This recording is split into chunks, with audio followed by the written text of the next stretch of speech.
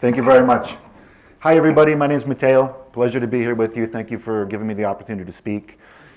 Just want to start off. It is a workshop, so please interrupt. Please raise your hand. Please ask questions. Please go back and forth with me if you have a disagreement, because, there's more than one way to do business, and just my way isn't the only way. I'd love to hear your ideas, and they'll help me make myself better as well. Let's get going.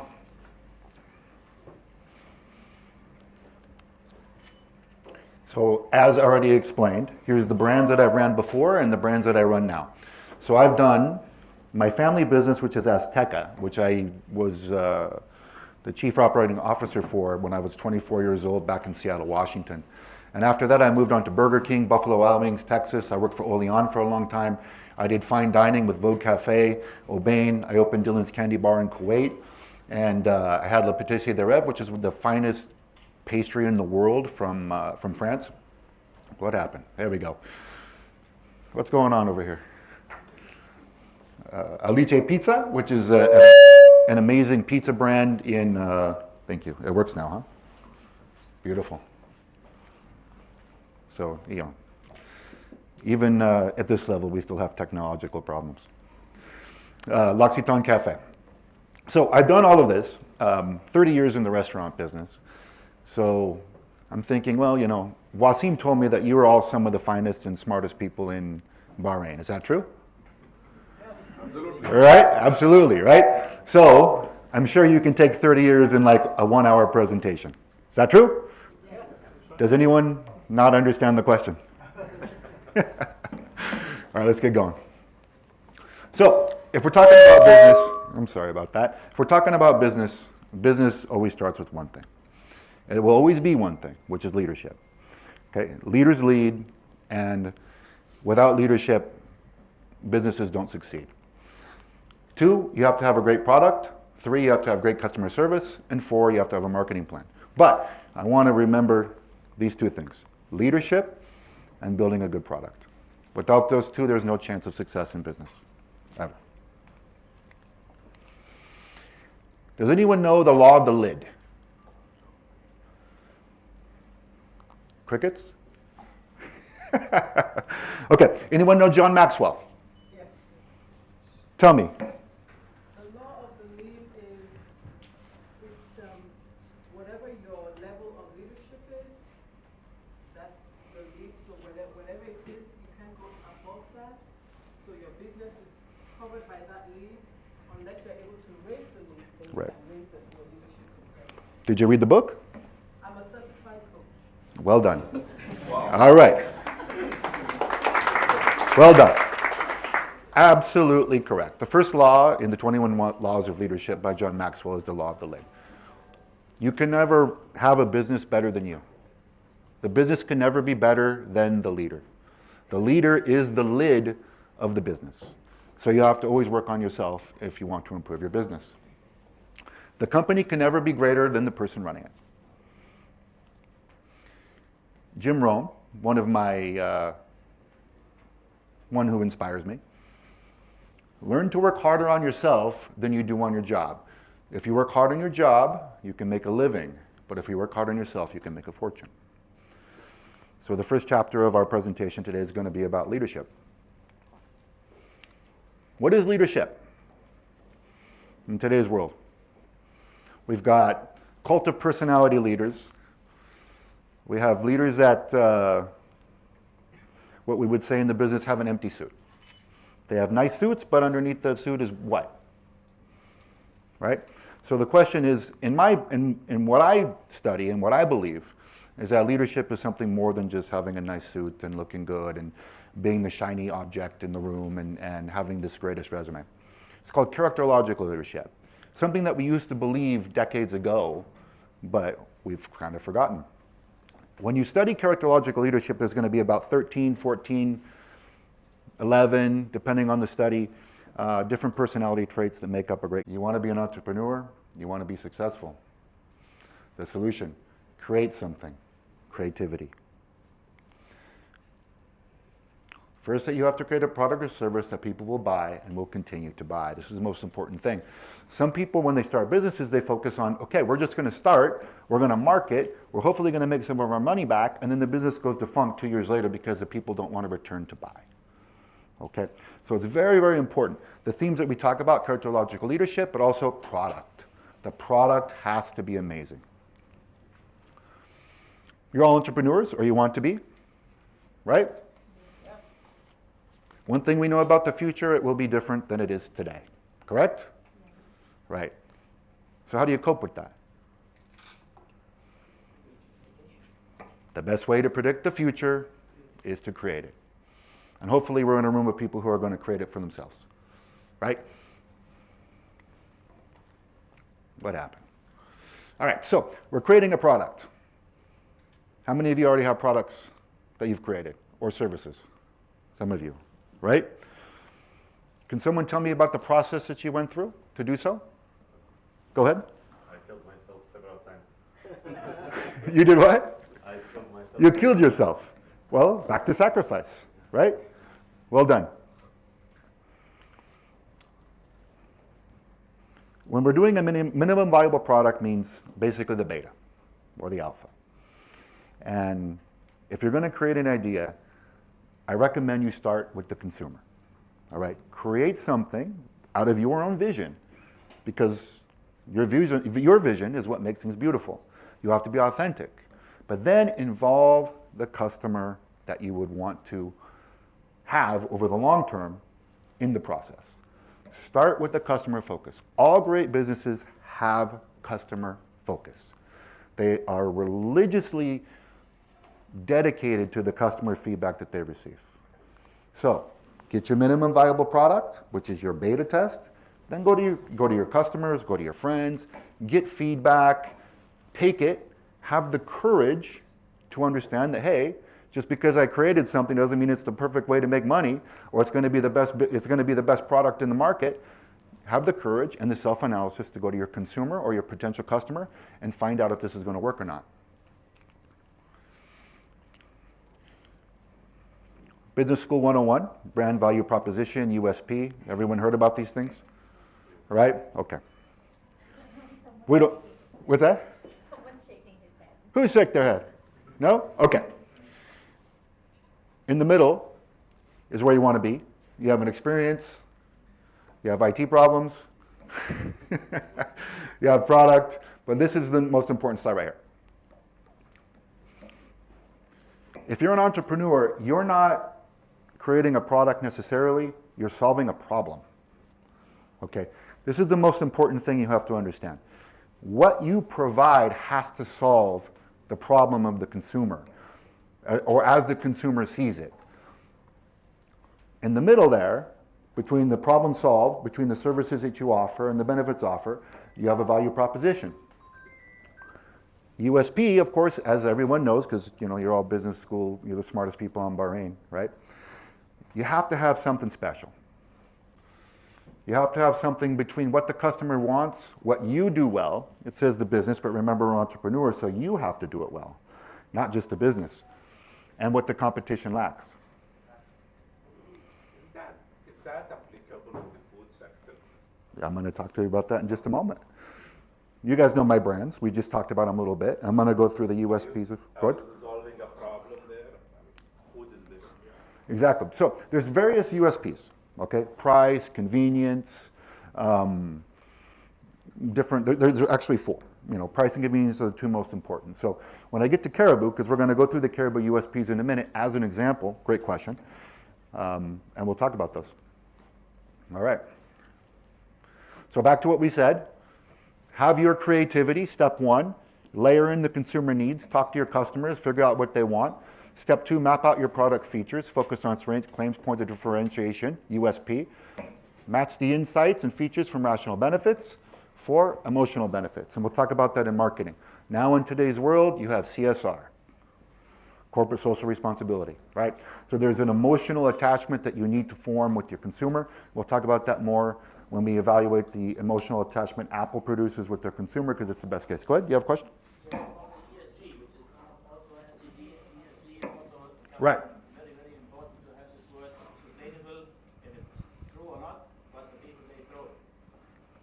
Exactly. There's a difference between trend and reality, right? And so we don't know really if sustainable is a trend or a reality. I mean, there's like, in my business, there's been gluten-free and vegan and all that stuff. And when we launch those products, they don't really catch on. So I think sustainability, if you're looking at Gen Z and you're looking at that group, is going to be something that's super important. So Caribou's working on that. We'll talk a little bit about Caribou's work on sustainability here in just a moment. But ESG is more important in the Western world, CSR more important in this world. There's a difference. Okay, so CSR is corporate social responsibility, ESG is environmental, sustainable, and governance. Not so much of a focus on corporate governments here in the Eastern world, but in the Western world, of course, there is.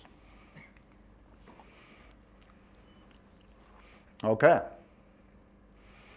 So the thing here is that when we go back to talking about being an entrepreneur, you have to be somewhere here, not here, right? Because if you just open another coffee shop the same way I have a coffee shop, who cares, right? Who cares? You're going to put a lot of time into it. You're going to put a lot of effort into it, a lot of sacrifice into it, and who cares? So you got to have something new. So you have to have in between what the consumer wants and what your brand does well, which also, like I said, is what you do well, because you're the entrepreneur.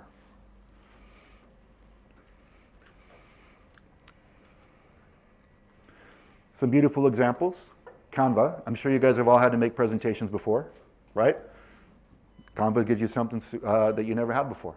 How much time does Canva save? Hours. Days, weeks, right? That's a USP, right? That someone came up with something that no one else did, and now all of us use it, correct? Shopify or any form of e-commerce, of course, an entrepreneur changed the world.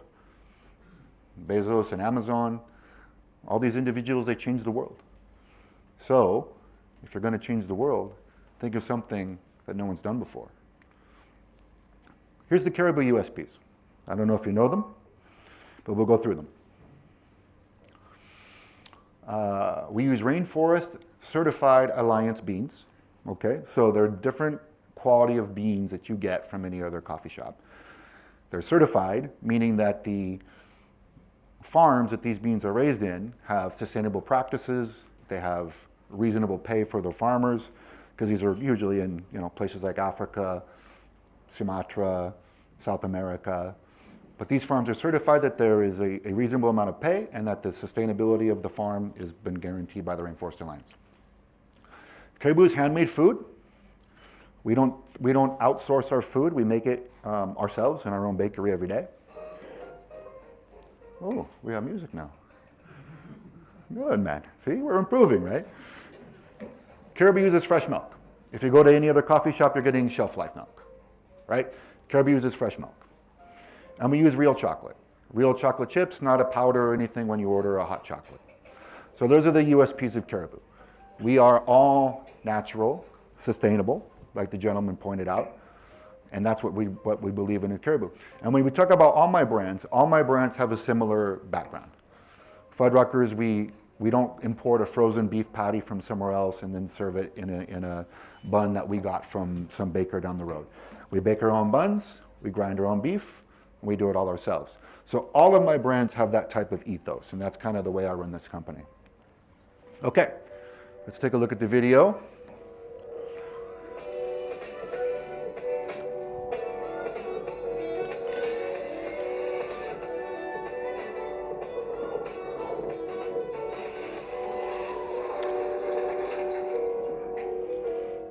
Do you guys have the matcha drink?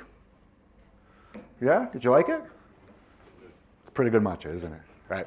So, how do we come to matcha? Let's go back to consumer focus, okay?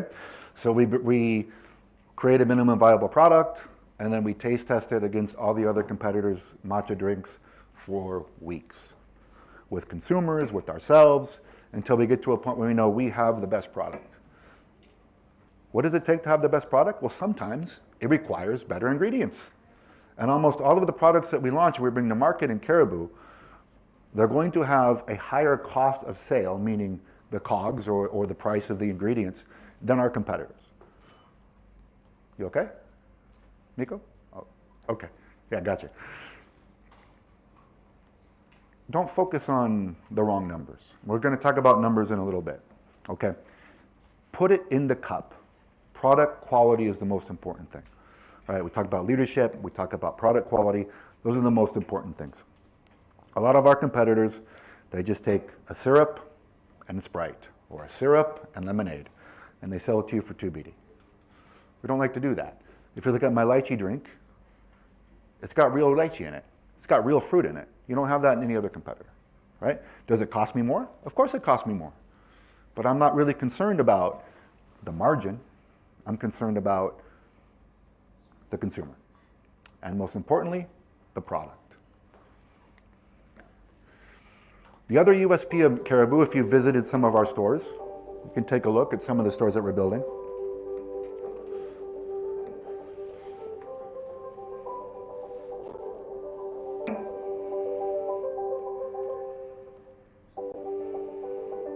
This is Salmonia Square. We'll be open in about 35 days, Sanjay?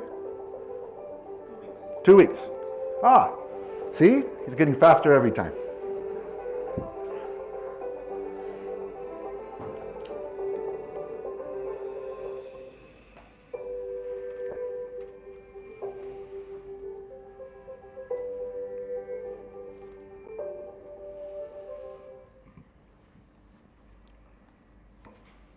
And then we have Nikio Mall.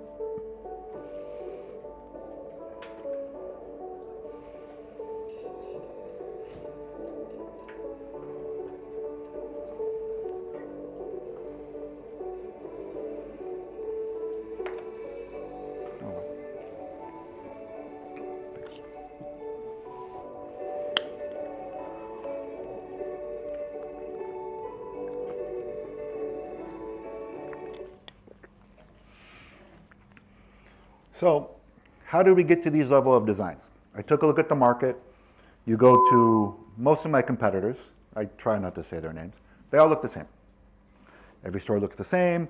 Every store is uninspired. It's just something that they get from a design manual from the US or wherever the brand may be. If you're Tim Hortons, it's from Canada. We design every store from scratch. We don't have a design manual. We're going to do this the same way, the design way, same way, same way, same way, same way, same way. We have a partner with a group called Evoke that we work really well with, and they give us a good product, and that's why we like them. They're very in tune to our needs. Go ahead. By having each branch has its own design, does the brand itself? Every time you go to a Caribou, you're going to see a few elements, right? Wood, stone, fireplaces, okay? That's the Caribou elements. We're trying to kind of stay with the lodge feeling, which is the Caribou element, which is a great question, by the way. But we're doing it modern, right? With the lighting and the style, we change the tiles. It's not something that's out of a book. Every time we look at it, we're like, oh, let's do this a shade lighter. Let's do it a shade darker. Let's see how it goes. Have you been to the new Caribou stores? Yeah? Which one? Any one. Yeah, there's one in South, and that's the one I went, and one in city center. I usually go to. Yeah, yeah. Which one do you like the best? I go more to the center, so I go there. Right. Yeah, yeah. So that was something new, right? So we put the screens there. That was something completely out of, you like it, right? And you get the rolling pictures of the snow and the caribous and all that stuff. That's just something that we came up with and we created ourselves. Because we didn't get any inspiration from the US on this. The US design is 10, 20 years, all right? But because we have to be entrepreneurial, like we are discussing today, we had to create a new product. And so we created a new design. So the designs that you see of Caribou today didn't come from anywhere else. We created them, we created ourselves through our own creativity and having the courage to go out and try something new. And if the major brand, if the US came and said they didn't like it, then they're gonna kick my tail. But in the end, they ended up liking it. So. You cost more if you design each one separate. Yeah, exactly. But I mean, being cheap isn't being successful, right? You know what I mean? Like sometimes you have to spend money to do things the right way. And I recommend Evoke. They're a good company and their prices are reasonable. So I recommend if you go out and use them in your design needs in the future. All right, some pictures of our new stores. This is Wadi Square. Look at this. It's pretty beautiful, isn't it? Wadi Square. More Wadi Square. So this is, again, an example of USP, because it's a unique selling proposition our competitors don't have. You don't have this type of environment in every S-Bucks, right? In every Dunkin' or whatever, you understand? But all of our places, they look like this. They look good. Does it cost more? Yes. But is it our USP? Yes. And so when I first came to Bahrain in 2019, we were owned by a venture capital bank. And, VCs, they just want to make money. I'm sure some of you know. right? Yeah.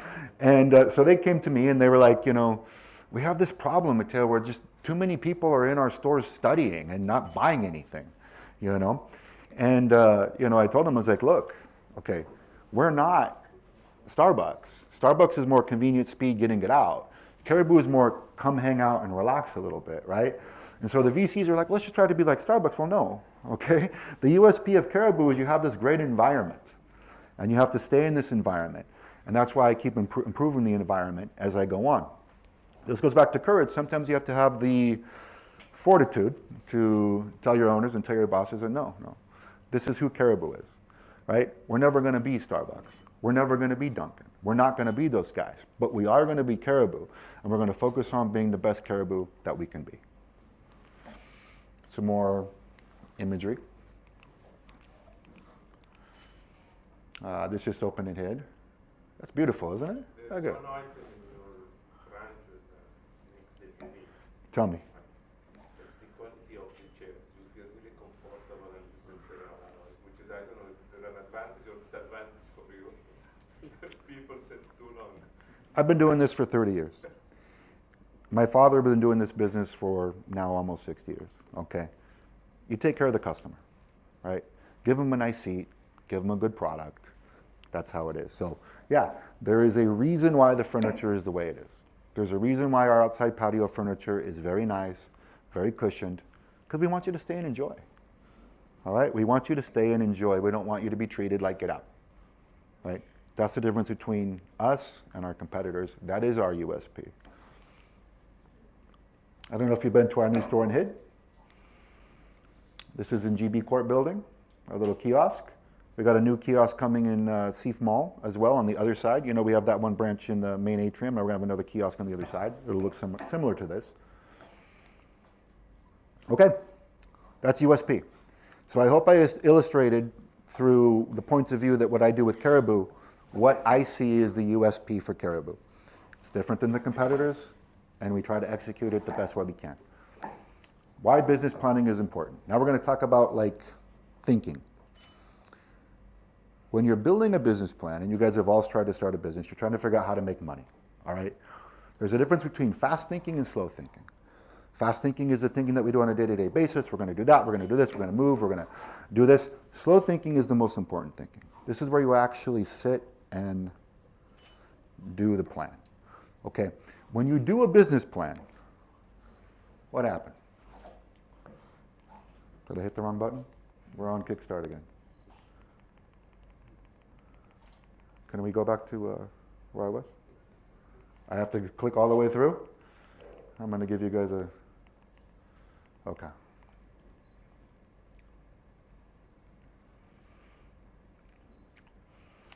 The business plan has to be as innovative as the product. Okay? So, when you're creating the product, you also have to create a plan that has the same type of creativity that you do when you create the product. Now, this is where it gets really hard, because there's not a lot of financial people who are also creative people. It's kind of it's a weird thing, right? It's like creative people are typically not analytics, and they can't make a good business plan, or they can't make a good spreadsheet. It's just kind of the weird thing it is. I don't know what it is. But when you're going to build your business plan, because there's people in this room who have brought their business plans to me for different things, and I asked them, do you really think that's going to materialize? Do you think that revenue is going to materialize? Do you think that actual cost of the good that you're trying to do is going to materialize? And this person wanted to franchise a event, and I was telling him, you're going to pay all this money up front, but do you think these numbers are really going to happen? And a lot of people don't do that, right? You don't go to people who have done what you're trying to do, or the industry that you're trying to do, and say, really, what is the cost of goods?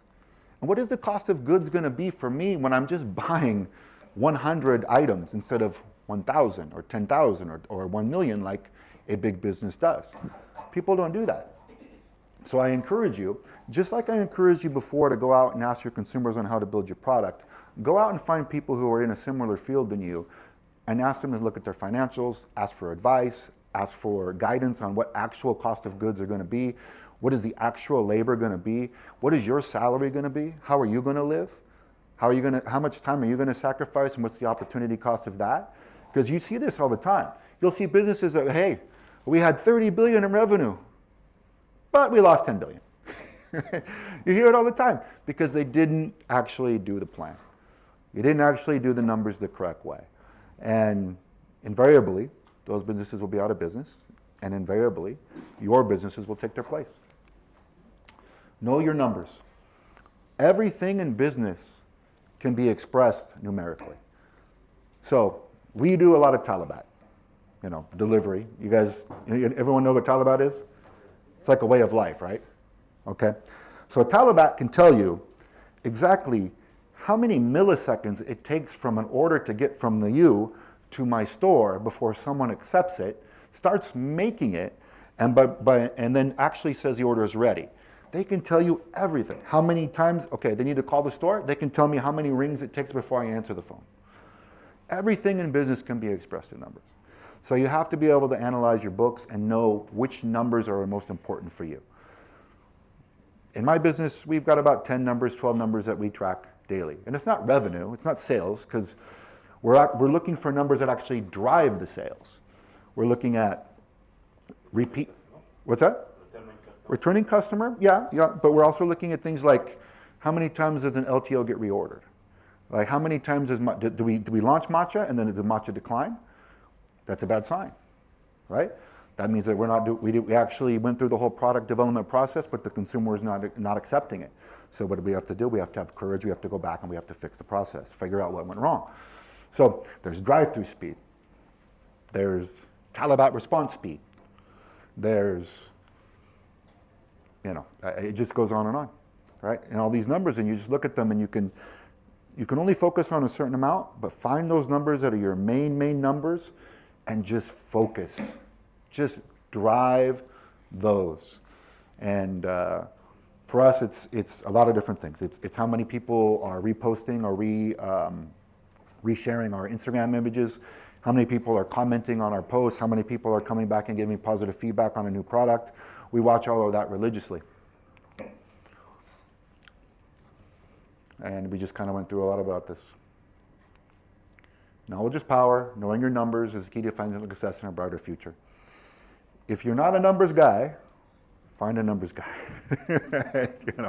Find one. Because creative people, like I said, they have an aversion to finances. I know a lot of creative people who have fabulous ideas, but then when you actually tell them, or you actually ask them, how are you going to actually make this happen? They can't actually articulate the financial method to make it happen, right? So if you're not a numbers guy, find a numbers guy. Thomas J. Watson says, if you want to increase your success rate, double your failure rate. This is a great quote.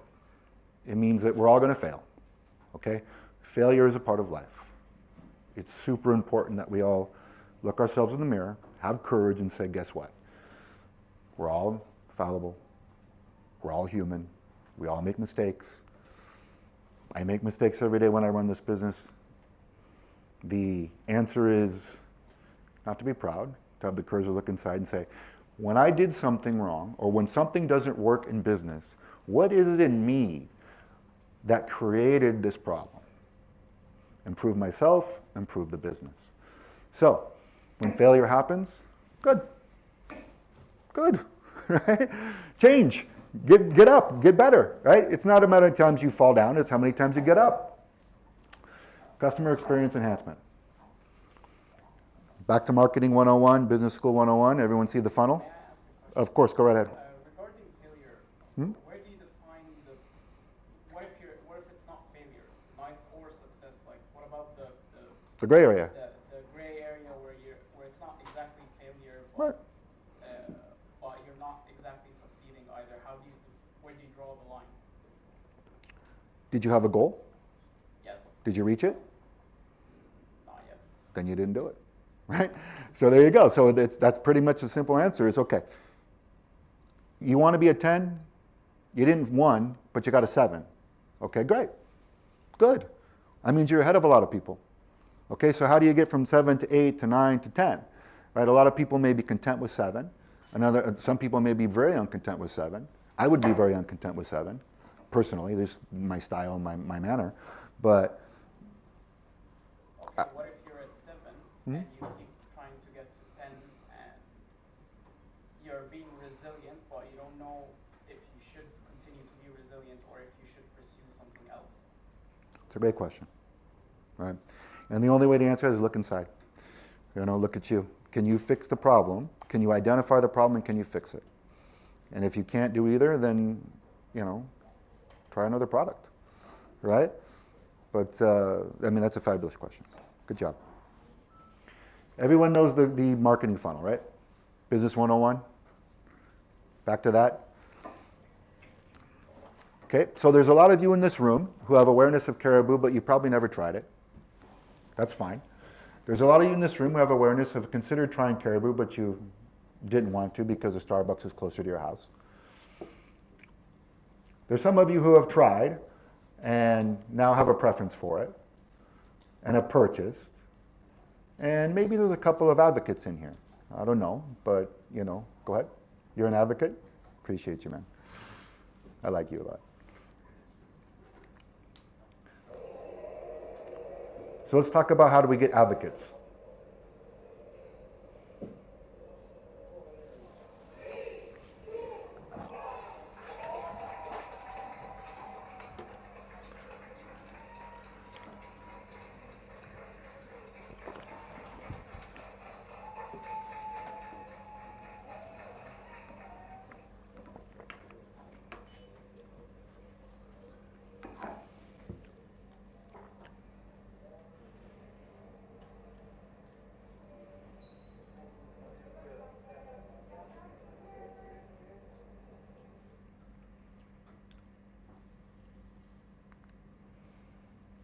Who has Apple products here? Pretty much most, right? Do you ever consider changing? No. Ever? Absolutely not. And if I look out in this room, if you have an Apple device, I can see the logo. Almost all of you. There's a reason for that. We're going to talk about that in just a moment. Apple understands that people don't buy products. Go. There's about. If you look at Apple marketing, it's always about people. All right? Always about people, always about emotion. Did you see the product? No. Maybe briefly here or there or whatever. You saw a little bit of the watch, but what did you see? You saw emotion, you saw people. All right? So, in a subject of another lecture about leadership, business is about people. It always is. Product is about people. You're solving a problem for people. And you just see how Apple just cuts through all of it and goes right to emotion and goes right to the person. Very powerful. Am I dead again?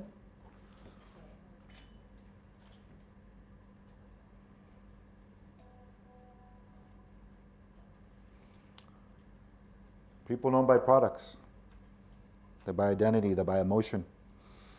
So when you're creating your products as entrepreneurs, what's your why? Why are you doing it? To make money? Most people don't really succeed just because they want to make money, right? I don't sell coffee, I don't sell burgers, I don't sell ice cream and pizza because I just want to make money. I have a why. I like to lead my people, develop my people, create a good product, give something back to the community through our CSR programs. If it's just about making money, I don't think it's going to work out. People will pay top dollar for identity and experience. This is the new world we live in. Sustainability, as someone mentioned over there, great point. It's one of the things that people are looking for. There's a lot of other social responsible items that are out there that you really have to take a look at as a product developer. So, we go back to where we were before. Customer focused development, USP. Find something that you build with the consumer that the consumer really wants. What is the main emotion we want people to feel when they interact with our brand? And then determine your own big idea. Use Apple as an inspiration, but there's others. Doesn't have to just be like Apple. That's the best in the world. I mean, we can name high, but that's pretty dang high. Where'd we go? Customer service and experience. Solicit feedback, right? Back to the product development cycle, we said get feedback from consumers as you're actually building the product. Your friends, your family, find somebody. And I'll give you an example. When every January, Caribou does New Year, New Boo, because you know what happens in January, right? What happens in January? Everyone decide, what's that? Resolutions. You all make a decision that you're going to change your diet, change your habits, maybe drink less, party, do other things, be more athletic or whatever, right? So we launch New Year, New Boo, and we do our vegan and we do our gluten-free, and it sells for a few weeks, and then everyone just stops, right? But during the process of that, we'll start, it's, what is it, almost October? Yeah, so it's almost October. So November, usually we'll start the process of creating the product lineup for New Year, New Boo, which is January. And we'll go through the process. What we always do is we involve the gluten-free and we involve the vegan bloggers in the process of actually developing the product. So by the time it goes to market, we've already got all of the bloggers, all of the influencers for that type of product on board because they help develop the product, and then they're more willing to go out there and actually be an advocate for us in the process. So we solicit feedback, follow up, and immediately act on it. So let me see, I think we have an example, right? Okay. So last Friday, we're building this deck, and I was telling you before that the most successful entrepreneurs, they have an absolute customer focus.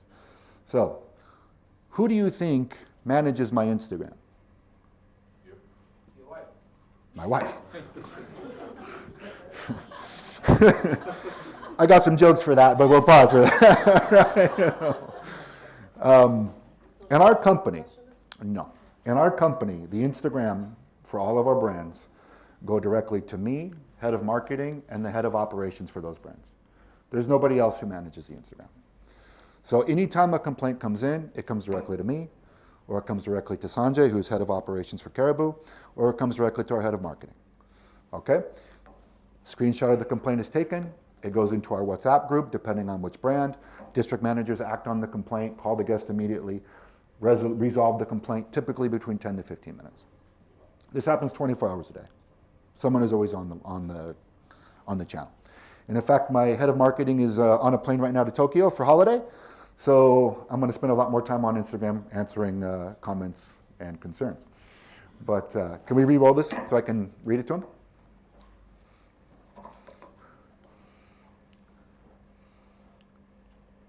So Ahmed sends a picture, pause it, of the matcha drink. And stop, yeah. This is the first time I had matcha. Can you go back a little bit? Basically says, loves the drink, loves everything about it. It's good. It's sweeter than the drink that he usually has. Thank you for your we explained to him, great. Thank you. We really appreciate the feedback. He also says, hey, I love the new interiors. Great feedback. Sends us a picture of where he's at the exact same time. Where is that? Which store is that? Sanjay, what store is that? I can't really remember which store it is. But all this happens within just a couple of minutes on a Friday afternoon. All right, this is routine. All right, so all of you, if you want to, complain to me about the presentation today, feel free to just, text Caribou Coffee Bahrain and tell me, your feedback, and I'll read it directly. But this is what I'm talking about. Customer service is about being religiously dedicated to your customer experience. You have to take it personal, right? Take it personal. Some people say it's not personal as business. Well, if you're putting everything into your business, isn't it personal? Right? Absolutely. So take it personally. And so if I get a complaint, I was like, what the heck did I do wrong? Or I blame Sanjay. But but it's like, what did we do wrong? And how do we improve it, right? We take it personal, and it's okay. Because like we said before, if you want to work on your business, you have to work on yourself. And it's okay to take it personal. You should. So, we have our regular customers. Whenever we launch a product, we'll deliver it free to our favorite offices. We try to be authentic, and when there's a crisis, meaning a complaint, which is a crisis for us, right? For a lot of companies, a crisis is a store burning down, but any complaint for us is a crisis, right? And so crisis management means that we respond and we take care of it right away. Effective marketing strategies. Look at that guy.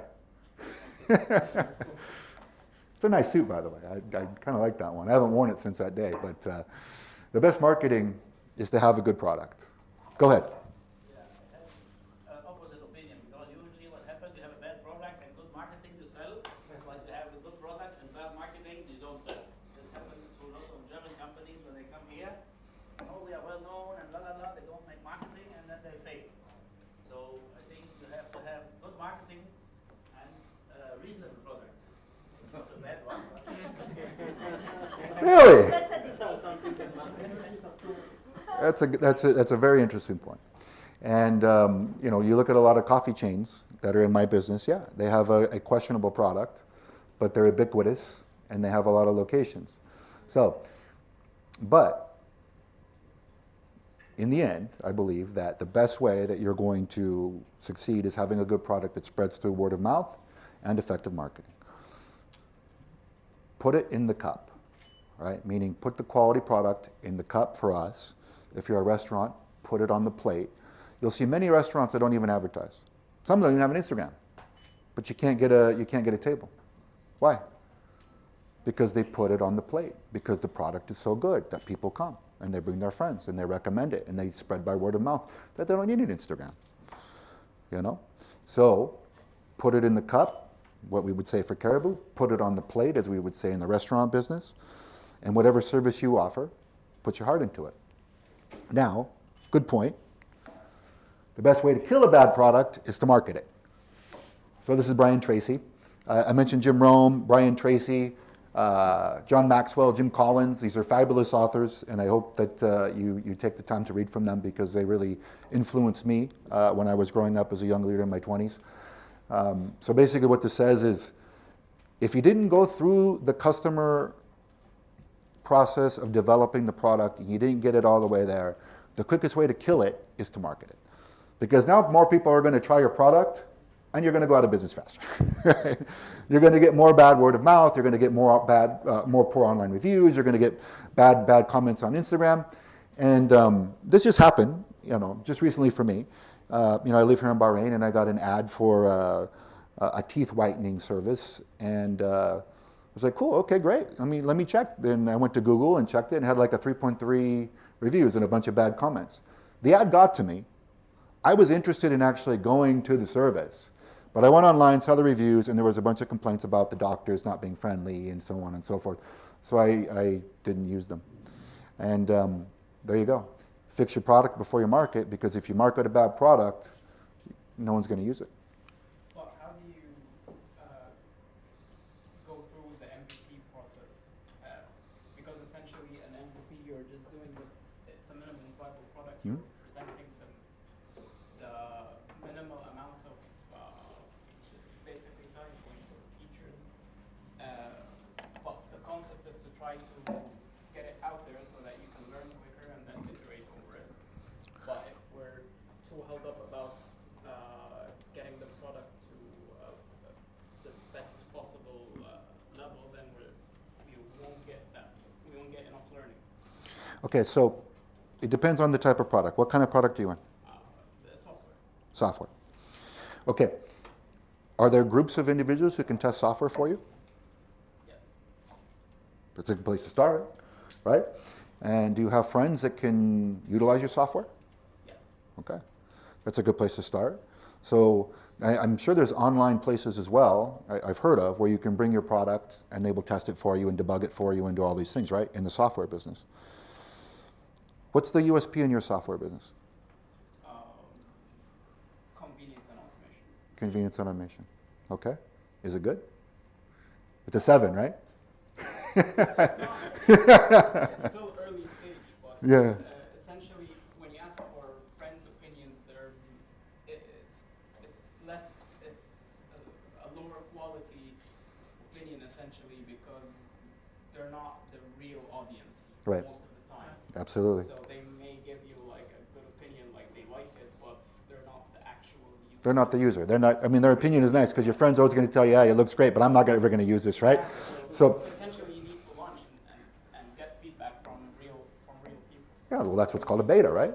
Yes. There you go, right? Yeah, you do the same, but you don't want to spend so much money on bringing it to the general public until you go through the beta, right? Absolutely, right? I mean, this is the whole concept of beta testing.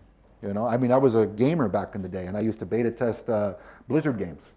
You know what I mean? Back when Warcraft and all that stuff was coming out. So since I was such an avid gamer, I was in the beta test crowd. But I mean, the beta process would go for months before the actual product went to market. So same thing, you have to find a group that you can beta test your product with, right? Exactly. So it's a beta stage, but Right. the slippery slope of like we need to hold out until like we get to the next level feature or until it reaches a certain point. We'll just keep on going forever if we don't. No, I would say get to your USP and then go, right? Get to your USP, right? Get your USP going, and when you have it, then that's when you market. That's the whole point, is you want to get to that level where you have something special that no one else has, and then tell the world about it, right? But you got to get to that point where you have something that no one else has. That's really the whole point of development. Brand differentiation strategies. Offer premium products, which we try to do in Caribou. Create exclusivity. We're going to be the only ones that have Rainforest Alliance beans in Bahrain. We try to create unforgettable marketing campaigns, but Apple's the best at that, and a lot of other companies are the best at that. We try our best. We are limited by my creativity, law of the lid, trying to get better every day. Establish a unique visual identity, which we'll talk about in just a minute. Back when I was in business school, we used to talk about tone of voice. Is there any marketers in here? You're a marketer? Of course, you know the term tone of voice, right? How you actually communicate to the consumer through social and through digital means, or any means, actually. Most of us don't communicate to the consumer through newsprint anymore. Those days have long passed. But we still do some of that, right? We're going to talk about tone of visual because that's really what it's all about nowadays. It's not tone of voice, it's tone of visual. Focus on transparency and ethics. This is authenticity. Sorry about that, my mouth is getting a little dry. Marketing nowadays is about authenticity. People want brands that are authentic, that they actually are transparent, they say what they're going to do, they do it, it's not a lie, it's not a marketing gimmick. All of you know when you see an ad online, you all know, right? You hear a radio advertisement and you just skip it. Because the tone of voice, the tone of visual, it's not authentic, it doesn't connect with you. Create values that align with your customer base. Like we were saying, be authentic, and then create values that align with your customer base. Hold CSR programs. So October for Foodvest, our group, is Corporate Social Responsibility Month. We always do a program where we support Think Pink, breast cancer awareness, through Caribou, where if you buy a drink, we contribute a certain amount of money towards breast cancer awareness. We also have our beach cleanups, and we also have various charities that we do in October, because the weather's nice, we can go out and clean up beaches and do all that kind of stuff. And so that's part of our belief, is that we do have corporate social responsibility. We are a Bahraini company, we're owned by Bahrainis, we have a responsibility to add back and give back to the community. And I think if you are an entrepreneur, this would be something that's valuable to you. We talked about making customer service a priority. Occasionally you can reposition your brand. That's what we tried to do with Caribou. Instead of being kind of an older lodge style, we repositioned it to a kind of a sharper, nicer new image. Gave us a new USP. Tell the story, become a thought leader. These are things for more like, for my friend over here, telling a story, becoming a thought leader, less for restaurants. And of course you have to make the brand experience consistent. Creativity. Creative marketing can take a multitude of shapes. Back to our characterological leadership traits, whether it's evocative multi-channel storytelling or reaching your audience through unexpected channels. We want to be authentic. We don't want to dazzle people with gimmicks or trends. Trending audio is nice, but it doesn't sell product. Trending audio is great on Instagram. Likes are great on Instagram, but it doesn't sell product. The best creative advertising comes from a genuine and meaningful place. You have to be authentic. So, tell the truth. Have a great product, tell the truth, but make the story fascinating. That's what marketing is. Creativity, have a great story, tell the story behind it, because the story behind your product isn't just the product. The story behind the product is you. What's your why? Why did you do it?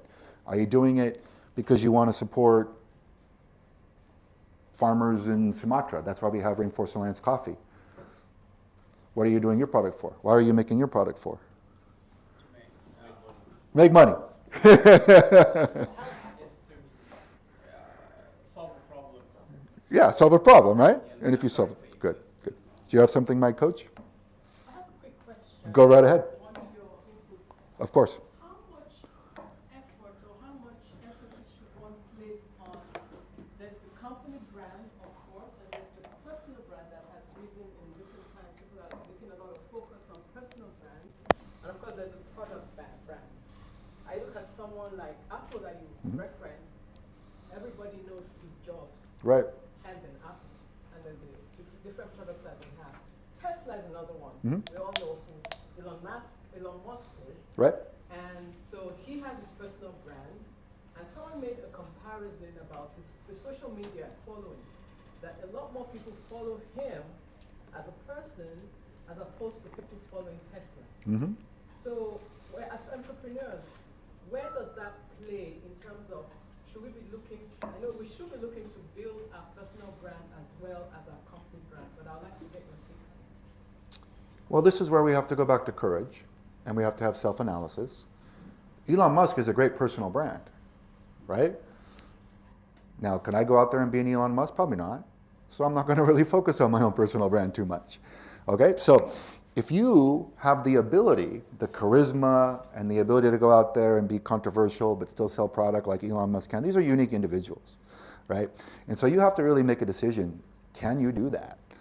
Right? And if you can't do that, then don't, right? And this is where the self-analysis comes in. If you can't be a personal brand, if you can't go out there in the world and say, I'm out here and I'm Elon Musk, or I'm, as Steve Jobs was, and at the same time sell product, then focus on your strengths, right? You know what I mean? So there you go. It all just comes back to characterological leadership, where you have self-analysis and you take a look at yourself and say, can I go out there and be a personal brand or not?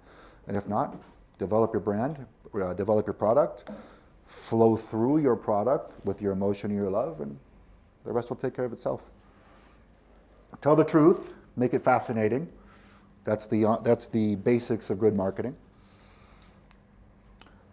Creative marketing compels action. Creativity can differentiate you in your offering. Creativity can strengthen key relationships. Creativity can unite. Creativity can help you and adapt in a difficult market landscape.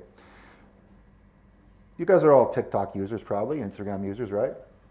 Of course. What do you like? Creative stuff, right? You don't watch the same stuff. Once you see the same cat video once, you don't really want to see the same cat video twice, do you? Right? It's the new cat video that you like, that you should want to see. So creativity in today's world, and we're going to talk about obsolescence in a minute, is that, as we said, we know for sure that the future will be different tomorrow than it is today. So, once you get to the level of marketing, once you have your minimum viable product, and then you develop your USP and you're ready to go out there, now all of your focus has to be on creativity. So Caribou, we've got 6 seasons, 7 seasons where we have a new drink every season, because we have to have something new, we have to have something creative. If you follow our Instagram, we're doing something new every time. Some of it doesn't work, some works, it's okay. Doesn't work, we take it down, we make something else, and we put something else back up. But creativity, just being new, being fresh, is really the key in today's marketing world. Authenticity. We were talking about authenticity earlier, meaning be yourself. And when this is really where it comes in, where we're talking about before, millennials and Gen X. This group of individuals does not want to buy the same car, the same Coke, the same Pepsi that your father did. These people want stories. They have a different emotional attachment. It's just the way it is. They want to have an emotional attachment to their brands. And it's something pretty cool. So as entrepreneurs, as leaders, we have to understand that the story behind our brand now is more important than it ever used to be. The the sustainability, the background, the authenticity of your background is super important today to the younger consumer. 86% of consumers expect brands to take one or more actions beyond their product and business. I don't know if you remember like the Black Lives Matter riots in the United States back a couple years ago, right? So if you went to any of the pages or the Instagrams of those companies during that time, all of them were getting, what are you doing? What are you doing? What are you doing to support? What are you doing to support? What are you doing to support? And you can just see how the brands really, really struggled to answer this on what they're doing or how they're doing to support the cause and whatever. The point is that the consumer that uses Instagram, which is of course majorly, probably now 35 and below, but 30 and below or whatnot, they expected the brands to do something.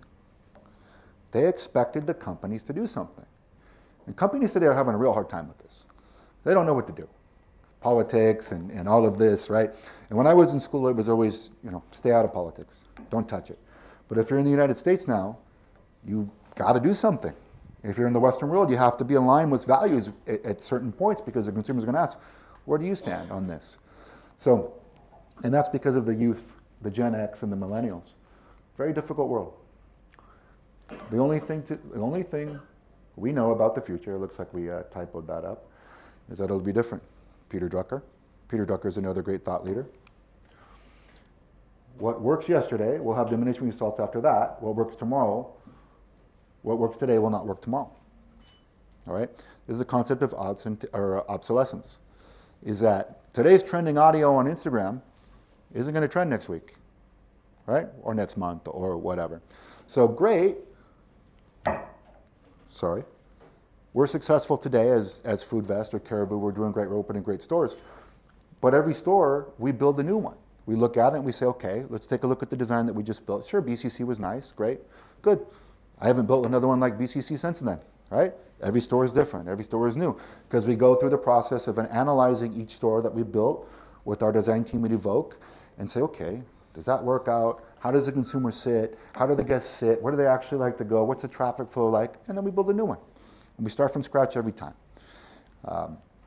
Because what worked today will not work tomorrow. With marketing innovation happening at a meteoric pace, how do you keep up?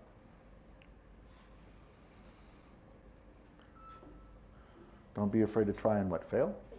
Okay, I got cut off? Okay, take risks. So like I said, when we run a campaign, we'll put it out there. Sometimes it works, sometimes it doesn't. We'll go through the whole process of MVP, trying a product, filming it, putting it out there, and then it doesn't work. All right, do I go home and cry on my pillow? No. I get over it, accept the failure, and go back to the MVP stage if I need to. Retool the product, or just kill it. There's been products that we've tried. We've went through the whole development process. We've gone through tasting process. We thought it was going to be great. We launch it, it doesn't sell, so we kill it. Take risks, it happens. Take acceptance. Focus on outcomes rather than trends. Like I said, in January, everyone's going to want to be gluten-free. Everyone's going to try vegan. But the outcome is that it's going to by about February 1, no one's going to buy that stuff anymore. Right? Have a robust methodology to communicate and solicit feedback with your customers. And this is the most important part, like I've talked about many times. We have a trial group. We have customers that we try our product with before we launch it. Like I said, the vegan, the gluten-free people, community. You have to be, and then most importantly, like I said, all of our comments on Instagram, which is a lot of them, by the way, through the 4 brands, come directly to us. Comes directly to me because I take it personally. Go ahead, boss. I have a question related to outcome and trends. Sometimes a trend becomes something long-lasting. Yes. So, I mean, let's say 10, 15 years ago, there was no coffee to go and all this kind of stuff. So it was a trend at the beginning. Right. And where the people were very skeptical, but then it went through, and I mean, now maybe, I don't know, 50% of the coffee are to go.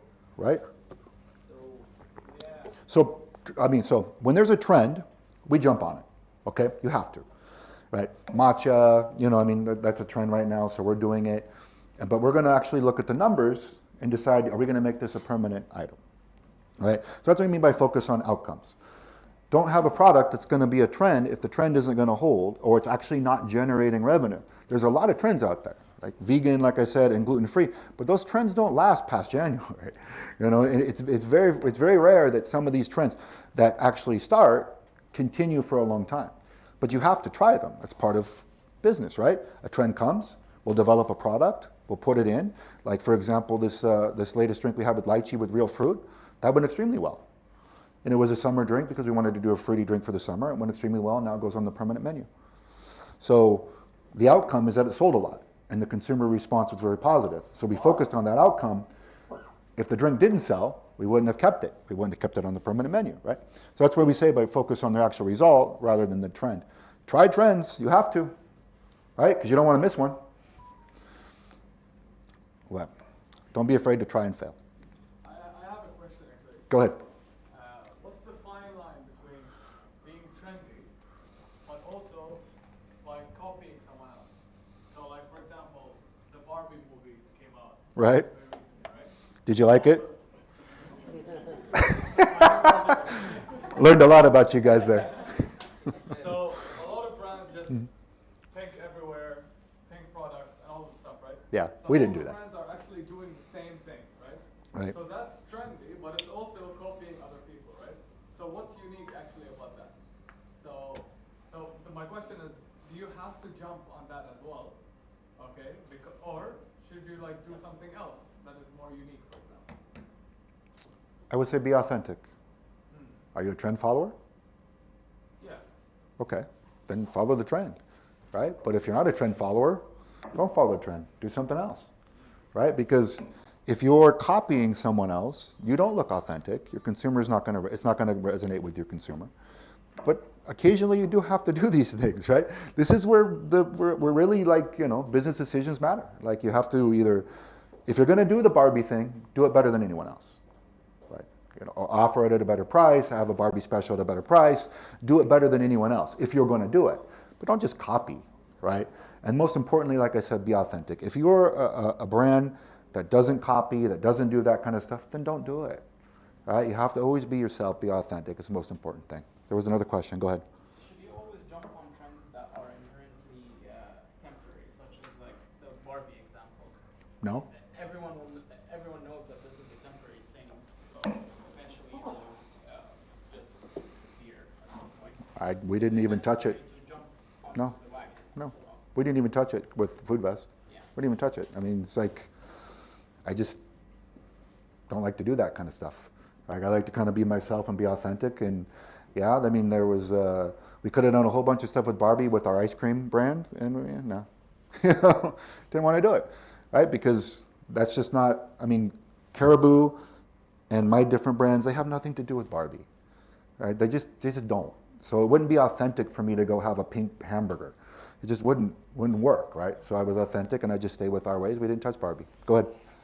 Yeah, there was, I think, was in India, the very small shops, they were jumping on every trend because they could change their portfolio very fast. And I think it's a documentary or something like this, but it was very interesting to see how capable or how fast they are capable to change their product line and product portfolio in order to keep up with the trend, and they always are on top of the trend line, Mhm. It's also kind of consistency, and they make good money with these things, So this But- is also quite interesting, rather than the big chains who are very stiff to move or to be Right. flexible. Right. A fabulous point. And this goes to the concept of agility. And with Foodvest, because we've done such a great job of actually creating our own products and doing things in a very rapid pace, we can develop and launch a product within a week ourselves. Shoot it, market it, and do it. We're not bound by the international constraints of these franchise brands because we have proven ourselves to be creative on our own. And that's the advantage you have as entrepreneurs over the big brands. They are stiff, right? It'll take Starbucks 3 months, 6 months to come up with a new product, right? And when I was with Burger King, it was the same problem. Like if we wanted to develop a new burger, we had to, or use a new ingredient, we had to send it to Europe and wait for them to test it and then send it all the way back. It would take 3 months, 6 months to develop a new product. And how are you going to do business that way, right? Because people like you, entrepreneurs who are quick, agile, fast, and flexible are going to crush these big brands. And hopefully you do. Hopefully you do, because your advantage is that you can move fast and you can make decisions fast. Great point. All right, where'd my clicker go? So back to how do you kill a bad product is you market it because people talk about it. And then they go online and they kill your brand, right? Just like I was explaining to you before, you know, I live here in Bahrain, I want to use services here in Bahrain. I get an Instagram advertisement, I immediately go to Google, check the rating. If the rating's bad, go ahead. Sorry, but again, speaking of ratings, Right. not all ratings are real. There could be fake also ratings. Oh, absolutely, absolutely. And how do you combat something like that? And you know that these people are just, Well, just truthful. I would say if a brand has 30 to 40 ratings, it's probably going to be a little bit more accurate. If it's 2 ratings, 3 ratings, then okay, you know, you just use your best judgment, take a risk if you want. You know, when I travel, you know, that's what I do. I just go to TripAdvisor, I look for the best restaurants, I look for the best experiences. I go to Viator, you know, if I want to take a boat tour, and I look for the best, you know, someone who's got, you know, 500 ratings and 4.9 or 4.9. People, they could also buy ratings, you know, It's incredibly difficult to do that now. It's incredibly difficult to do that now, but it is completely true, right? But if you go to a brand like I was explaining before, and it's got 3 or 4 complaints about the same service, you know, it's most likely, right, that's true, right? But even if it wasn't, would you want to take the risk? You know, exactly, right? And so that's the point. So word of mouth, online opinions, super important. That goes back to the whole point.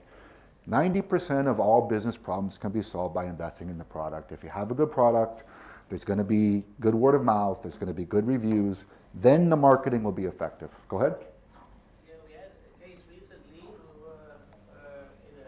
the venue, Yeah. and there was one bad rating, but they were quite upset because I told them, listen, it's 1 out of, I don't know, X, Y, Z, so you have to handle it properly, easily. I mean, because there's sometimes no justification, so it's actually neglectable or not. You know, I mean, you can't solve every problem. You know what I mean? You can't be perfect, but we try our best. And so that goes back to the whole customer response scenario I showed you before. I mean, if we get a complaint, we're trying to resolve that complaint in 10 minutes, 15 minutes. District managers calling the guest, trying to make sure that they don't go online and make a review. And if they do, we ask them to take it down. Hey, you know, we're going to fix this for you and whatever. And then please, you know, do you mind taking it down? I mean, obviously you can't win every battle. There's going to be some people who are just going to be unhappy and they're going to go online. And over time that happens. There's not much you can do about it. Just try your best to recover it and have a good product. Question? Who's your target customer now, as of Caribou Bahrain? Okay, so different strategies. Okay, so our target customer is usually 55% woman, a student, you know, likes to sit in our places, less for convenience. So how do I grow my business? I'm growing it through convenience. So if you see I'm building more and more shops and they all have drive-thrus. Okay, so what I'm trying to do now is eat from the Starbucks USP, which is convenience, which is speed and drive-through and availability. And I'm trying to grow my business by trying to get into their USP a little bit. Is it the right niche, students? Is it what? Is it the right niche? Because I can tell that one student will order for 1 dinar, 2 dinar, something, but a stay of 5 hours. Yeah. Is it like turn around for the table? So What to do, right? You know what I mean? What to do? at the end, you need to make money, right? Well, we're, And that's coffee shops compared to restaurants. exactly, We come, pay 10 dinars and stay for 40 minutes and then leave. Exactly. Turn around, the table exactly. for table. Yeah. And this is the strange thing. Yeah, this is your strongest point against any other like Starbucks or actually maybe the students made the Caribou famous. Like most customers when it started in Bahrain, it was the students and it was the studying place. Yes. The best Wi-Fi, the best I have a problem with the Wi-Fi, by the way. I have been there like since it started. Uh-huh, right. This was terrible. Mhm. It was full of students, the best Wi-Fi, the best ambience, the best seats. Yeah. Because I can't like if I stay for 50 minutes in Starbucks I need to leave. They want you to leave. They don't want you there. Sure, the chairs are not comfortable, so you move. Yep, exactly. And again, you were talking about the USB for you. Mhm. You're talking about the quality of the ingredients, Mhm. saving some farmers in solar rice or Mhm. something. Yeah, I don't think this is right as a customer. okay. It's more about the place. It's more about the place. Well, Ed, did you see the places that we're building? Yes. There you go. New Right. concept is good. The Right. old concept is good also. Exactly, not bad. So, but Mhm. for me, like you're saying, the ingredients, the original chocolate, the farmer and so much. I don't care about all The Rainforest Alliance beans, yeah. Actually, I'm drinking Americano always, so I don't care about chocolate. I don't care about and I'm still stuck to carry. I appreciate your support. Every day. Right. It's more about the place. So there you go. So that's an expansion of the USP. So instead of just building a caribou that's kind of just formatted from the United States, we went and tried to build better and better places so we can appeal to you. Okay, so we're expanding our USP. Now you may not care about the fresh milk because you drink an Americano. So do I. Right? So you may not care about the fresh chocolate, but there is a different group of consumer that does. And for us to be able to expand our USP, because we're agile and we can build these new places that look really good, this is a competitive advantage for us. And I'm glad you like the places and the nice seats. Again, I can tell you something. Yeah. The worst ingredients is at Starbucks. Everyone knows that now. Everything's bad, everything's bad. Exactly. What? This is their main competitor, right? Uh-huh. So it's not about the ingredients again. Starbucks USP is what? You just said you don't care. It's about the brand. Right. I think you got the right balance. It's the price, it's the value for the money. Yes. quality. Someone else might have a much better quality, really. Right. But then the Mhm. price as well might Exactly. be quite high. You got it right. Maybe I have a question there. Go ahead. Your branches, do they have different clientele type or they are generally same? No, of course. Every branch has different clientele. Okay, so a branch in our capital is going to have office people and it's going to close at 5. A branch in SAR is going to have families and communities and people who are going to want to sit there for a long time and have, But you you know. provide different products for those different, or say, categories of that, or all same. For example, I It's a have good a idea. problem when I go to coffee shop. Okay. Most of them, they don't have small bites. Small bites. Yeah, I don't like to eat big things in the morning. Right. We're working on You know, this. the coffee. But it's not there, including yours. Yeah. You have options, but they are just the standard products, not yours, really. Mhm. You get me? Yeah, the grab and go stuff. Yeah, yeah. Yes. This is great feedback. We're working on It's a this. small thing. I like Yeah. the way they cut the croissant now Mhm. here, Yeah. outside. Mhm. Just smaller Yes. pieces. It's a small thing. Yes. Yeah. Fabulous feedback. We are actually working on a line, because most of our sandwiches are in the 2.5, 2.6 range, and they're pretty big, right? And so we give really good quality at that 2.5, 2.6 range, but there's a consumer who wants to pay 1.5 for half a sandwich or something like that, right? So there is a development process ongoing for that. We're going to work on that, fruit cups, stuff like this. It's at a smaller price. Exactly as you said, fabulous feedback. Before I think I interrupted somebody else. Who was it? I have a Yeah, question. of course.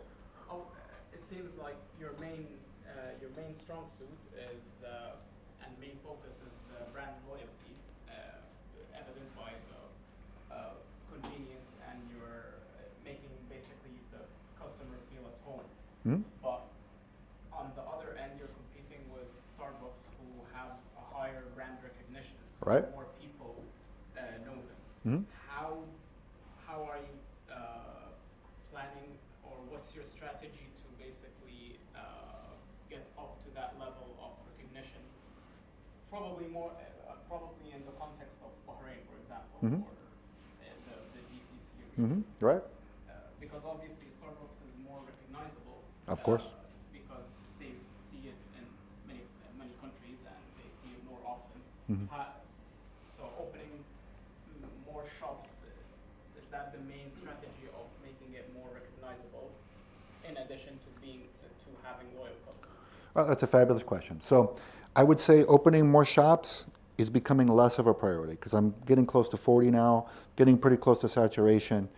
We will always focus on the product, okay? So when you take a look at our sandwiches, like he was saying, they're larger in size than the competitors' sandwiches. They have more protein, they have more cheese, they have more mayo, because we make it ourselves, we don't have to pay a third party. So product is always gonna be the number one thing that we're gonna have. We're also gonna market. You know, we're just gonna continually market our fresh ingredients, our better environments. And I think really that's gonna be our biggest USP right now, as the young man was saying, is that it's just a nicer place to hang out. All right, and so that's kind of what we want to do. Have couches, not hard seats. Come chill with us. Our places are typically bigger than a Starbucks too, right? That costs more money, but it's okay because that's our USP. That's what we do. Can I be Starbucks? No, we're not gonna be Starbucks. Like we were saying before, who cares if I just try to be another Starbucks, right? Because you see a lot of small coffee shops, you know, Dunkin', for example, empty, doing really poorly, right? Because they're just trying to be Starbucks. Right? And it doesn't work here in Bahrain. It worked in Saudi, but it doesn't work here in Bahrain, right? So our USP is our USP. We're going to just drill it. We're going to hammer it. We're going to market it. And we're going to continue to innovate it as much as we can. Any other questions? It was a good conversation. Go ahead. In the recent years, like the last 5 years, Caribou is opening a lot number of branches around Bahrain. Yes. I think you guys have around 40 branches. Something like that. Is this an international strategy from Caribou as a franchise to penetrate into a country very aggressively, or is this a Foodvest Holding strategy locally to enhance their brand recognition in the market? This is a Foodvest thing. Especially in terms of the Right. coffee, because there are many coffee brands, and I don't think there is any USP apart from the brand loyalty for every customer. Mm-hmm. Pretty much fresh milk, fresh coffee beans, real chocolate, those kind of USPs are also offered by the other competitors. They are not. They are not. Starbucks doesn't use fresh milk. They use a powder. Costa's good. Costa's a good competitor, right? I give Costa a lot of credit. I like their coffee. It's a good product, okay? But so if the main competitor is Starbucks, you know, they don't offer those USPs. And I think, personally speaking, I think our interiors and our new stores are better than the Costa new stores. Just personally speaking. Maybe you disagree, but I mean, so that's kind of how, because Costa has to follow a formula. They have to follow the UK formula. They can't be agile and flexible like Caribou Bahrain can. But to ask your question, what happened here in Bahrain is a Foodvest thing. The new designs, it's all a Foodvest design in partnership with our friends at Evoke. So that now is being brought to the entire international community. So I've been designing some of those stores that have just opened in Dubai. Now we're working on stores in Saudi. So what Foodvest is doing now is being spread to the entire, not just GCC in North Africa, but we're looking to take it even into Asia. So it all came from creativity. Like we took a risk. We decided we're going to start building stores our own way. There was some pushback initially from the main brand in the beginning, but you know, courage. We just did it, and look kind of where we're going now. Good question. Thank you. Okay, let's wrap it up. We're getting to the end of marketing, and I know you guys are getting a little bit tired, and I really appreciate your time. What is the most important thing nowadays? Instagram, TikTok, right? So everyone went to school, you know, tone of voice, super important concept in marketing 101, maybe marketing 201. About how the brand speaks, how the brand communicates in all of its forms. Tone of visual is the way of the future now, because we use visual elements to reinforce brand voice and tone in digital marketing. Visual elements are powerful tools that can make your brand voice and tone in digital marketing. They can help you attract, engage, persuade your audience, as well as differentiate yourself from your competitors. People are visual learners, as you all know. A picture tells 1,000 words, correct? Right? So it makes sense that digital visual marketing strategies use multiple media formats to reach and entice your audience. So when you get to the point of having a great product and USP and everything like that, now it comes to the visual aspect. When we watched the Apple commercial, what was it? It was visual, it was visceral, it was emotional. I wish I could do marketing like that, man. Maybe you can teach me. All right. Here's one of my latest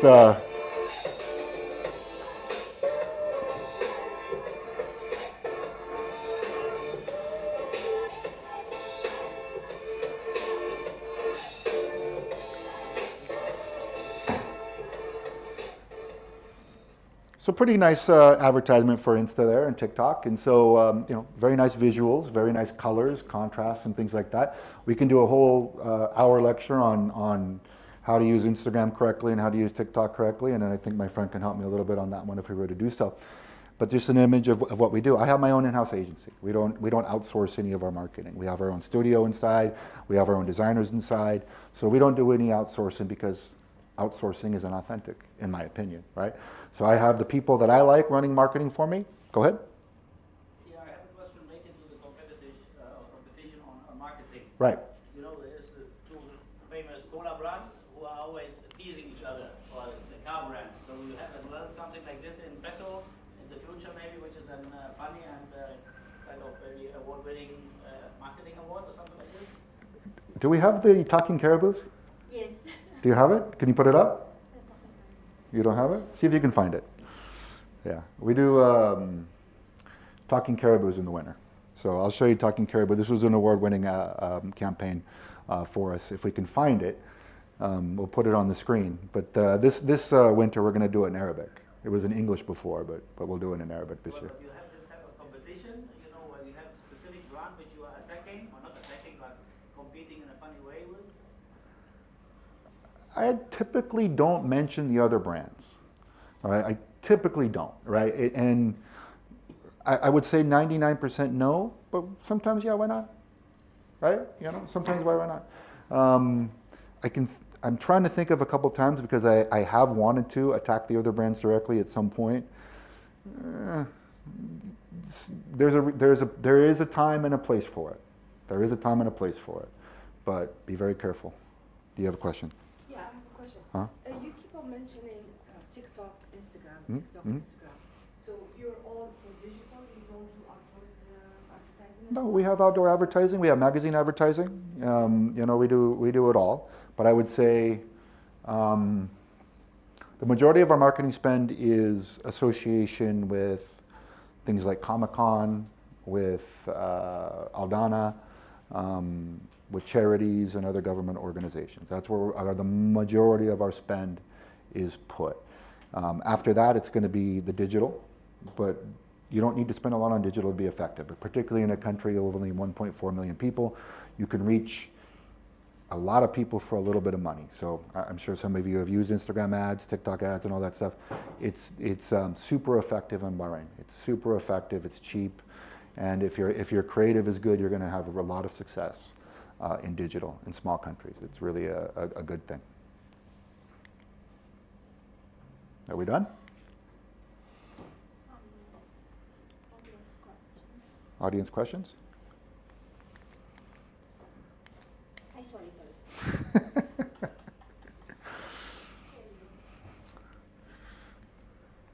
All right.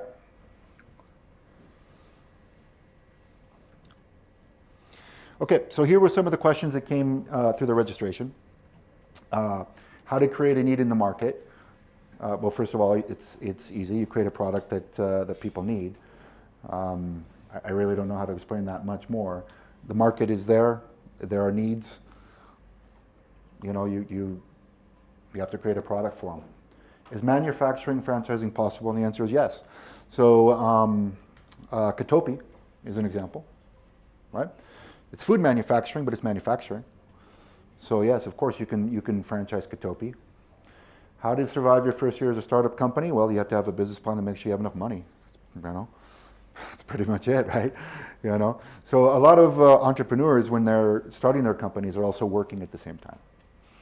They have their day job, and then they're working on their side hustle or their entrepreneurship at the end, on the side. So, plan it out, put it on paper, and be realistic on your business plan.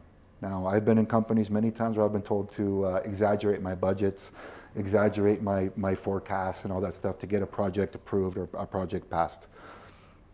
With Foodvest, I write very, very accurate budgets. We follow them very, very closely, and we don't overpromise and we don't underdeliver. We just follow the budget, what we realistically think is going to happen.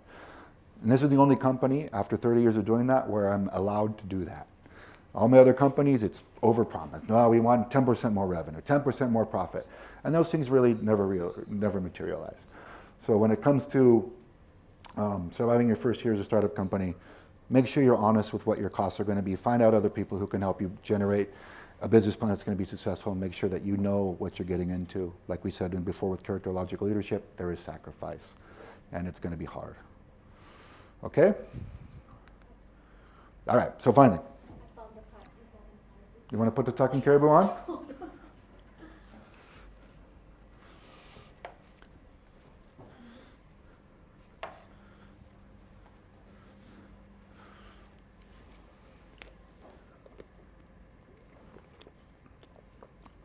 If you can't find it, we can just show it to them later if you want. Okay.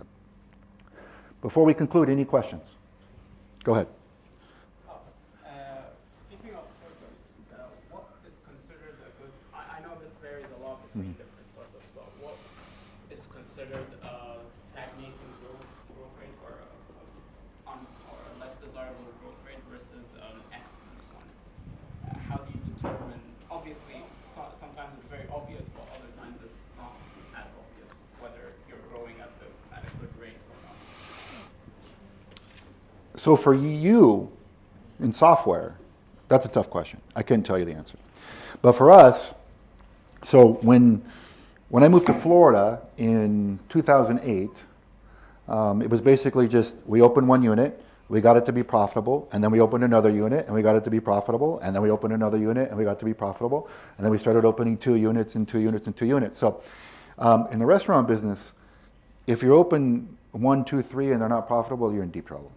You know what I mean? And so the best growth rate would be, like, say, for example, if we open month 1 and we're doing 100,000, hopefully by month 2 we're doing 110, 120, 130 as time goes by. That's in the restaurant business. Okay, different than your business. Okay, other questions? Go. I want to understand, how exactly do you look at something like, say, robotics and AI in the future of your industry? Okay, so that's already a question that's actually being answered. I mean, there's restaurants that are going to be completely automated in the United States, where you just go and you just push a button and a robot makes the food for you. Chipotle is the master of AI. They use AI to automate, well, not automate, but actually forecast what they call their second make line, which is the line for people who have ordered in advance. And they're able to forecast exactly when those sales are going to come and when the staff is needed and what product is needed. So Chipotle is way ahead of all of this stuff. Here in the Middle East, hasn't happened yet, right? But it will come. What's that? Here? Interesting. How so? Oh, okay. So this is not necessarily AI or automation. This is where you, like you said, you go to the kiosk and you order. That's something that's about 10 years old in the United States. We were doing that when I was with Burger King. I think he's talking more about like how automation, like the food will actually be made by a robot rather than a human. And that's already being done in the United States. It's already being tested and used, yeah. Go ahead. Speaking about the weather here in the Middle East, you have a kind of summer and winter menu or something like this, or is it balanced throughout the whole year? Because hot drink, like, of course, like, I guess in the winter it's going to sell more than in summer, so rather than the smoothies will come for summer rather than winter. Of course. Of course. I mean, we have 6 seasons in Caribou. Basically, every 2 months we have a new LTO. So we just came out of lychee and acai or whatever. You know, that was our summer program. And now we're moving into fall, which is matcha. And so in the winter, we're going to have more of a heavier drink. What do we usually run, Sanjay, in wintertime? No, the reindeer drink. Yeah. So a heavy chocolatey drink that we usually will run in the wintertime. And then cycle continues, you know, depending on, of course, like we talked about with trends, what's trending. And we try to look at trends not just in GCC, we try to bring trends from the world. So get out there, look, travel, see what's going on, see if we can bring another trend. So next summer, who knows what it'll be, but it'll be a lighter drink. It'll be teas, lemonades, iced teas, something like this, of course. And then we usually do a heavy chocolatey, you know, kind of Christmassy drink in the winter. Yeah, good question. Other questions? Go ahead. How do you typically divide your day across the different brands? How do you partition your brain? Well, you have a calendar and you follow it. I mean, it's pretty much it. I mean, the number one brand for us is Caribou, so most of my attention is always going to be on Caribou, you know, and then Fuddruckers. But you put good brand managers in place to handle those other brands, and you let them do their job. That's another discussion on leadership and empowerment and accountability and all that stuff. But the smaller brands, I can't really put too much attention to them. There's other people that are running them, and I hold them accountable for their achievements and their results. Right? Go ahead, Ahmed. Because you've been through multiple countries, Yeah. when you market, is it per country? And my second question is, why did you choose Foodvest? So I was in Dubai, and I was recruited by a good agency, and the manager of the bank at the time, VCB, was an American guy, and I really trusted him, and I like Caribou. It was a good brand, and they gave me a good offer, and I moved to Bahrain. Before that, I was Shalhoub, and I was running the Shalhoub F&B, and this was just a better opportunity at the time. And the other question was, do we market differently for each country? Of course. Okay, so GCC countries are all different, completely different. And if you try to treat one like another, you get backlash, right? And so GCC countries, you have to understand the difference between an Omani and actually even the difference between a Dubai and an Abu Dhabi resident, even in UAE, and an Al Ain resident and a Fujairah resident.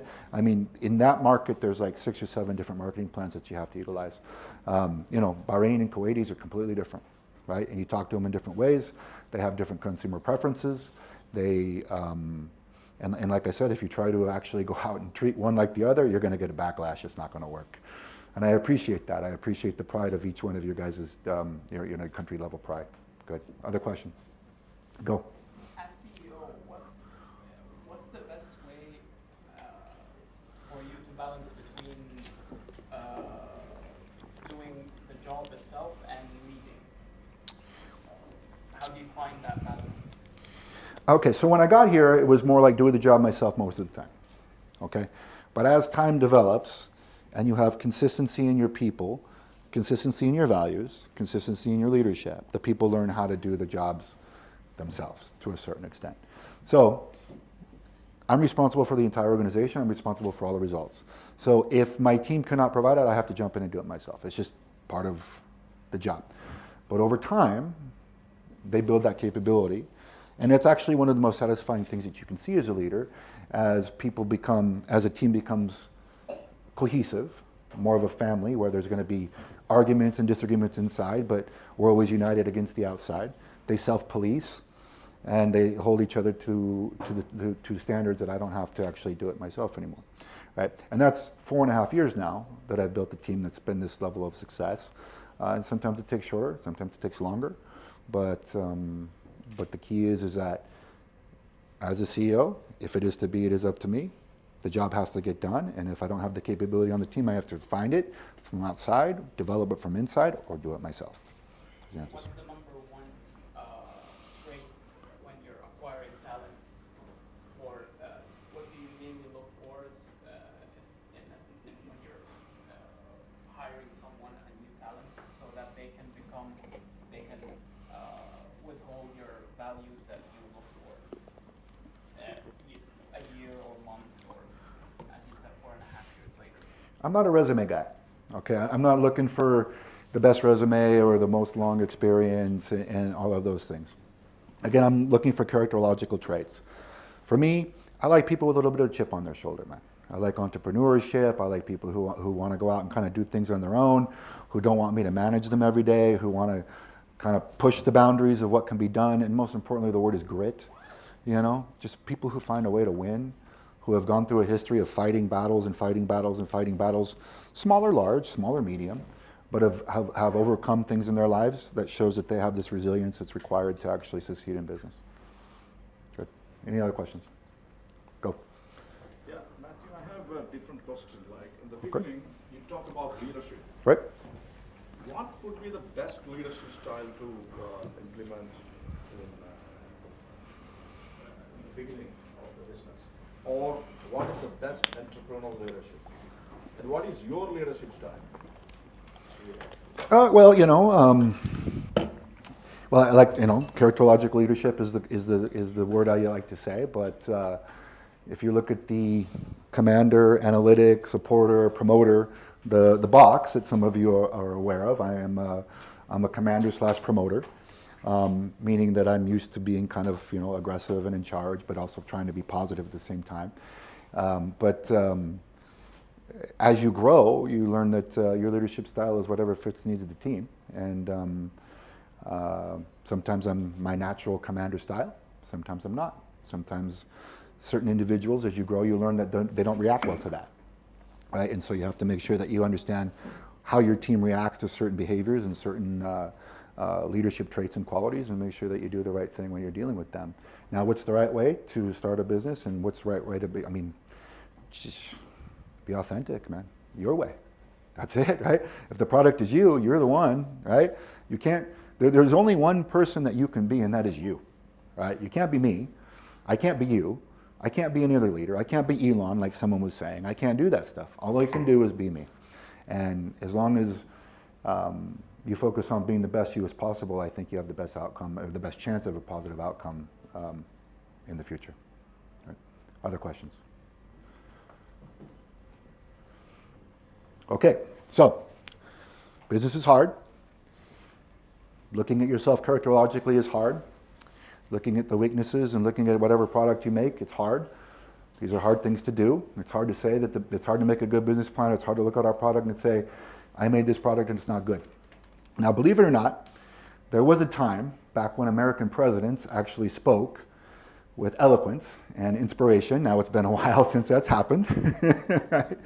But these hard things, they come to us for a reason. And John F. Kennedy, when he was inspiring the country to fly to the moon and put a man on the moon, he spoke before the country and said, we do these things not because they are easy. We do these things because they are hard. Do what's hard, and business will be easy. Good luck. God bless. Thank you for the opportunity today. It was a pleasure. Thank you. Oh, put on the caribou. As you guys walk out, you can listen to caribou. Simple ingredients, huh? Yeah. Sounds like a marketing gimmick. So you, a talking caribou, think simple ingredients are a marketing gimmick? Yeah, totally. Well, what about you? What about me? Don't you think a talking caribou is even more of a marketing gimmick? That's a low blow, Matt. A low blow. Hey, hold up. What you got there beside you? Oh, this? Yeah, right there on your right. That looks like this? Yeah, so this is a delicious caribou holiday turkey sandwich on a freshly baked baguette with cranberry sauce loaded with fresh veggies. I'm all ears now, Jay. All ears. Happy holidays from Caribou Coffee Bahrain. This is AI generated animation. Company secret, man. I do that, sorry. Okay, thank you guys very much. It was a pleasure. Go ahead. If you want to come up and ask questions individually, if you like, I don't want to. Just have one question. Before we wind up, two things we like to. Did you have one question you want? Or yeah, okay, he's been very helpful. Go ahead, let's hear your question. How you came up with the concept as a caribou? Because Costa makes more sense, like they at Starbucks, these things, a caribou is something that's very outstanding for a coffee brand. Well, it's just that the brand history is that the founders of Caribou Coffee live in Minneapolis. They went to Alaska. They saw a bunch of caribou, which are also called reindeer. They pull Santa's sleigh, right? And they came back and they started a coffee brand called Caribou. So it had nothing to do with me. It's just a franchise. Hey. Gotcha. Okay, go ahead. Drop it. All right, yeah. I think we all gone through a thunderous prolific insight of Matthew's life experience towards achieving excellence. And today, we cannot just leave him like that with a great appreciation and gratitude. I invite the general manager of Kickstart Bahrain to hand over his appreciation. Please join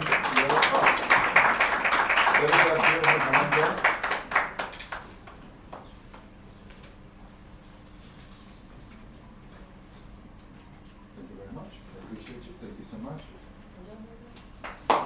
Thanks, guys. It was a pleasure. So, If anyone wants to ask any questions, I'll stay around for a while, and if you want to have some one-on-one discussions, I'll be happy to talk.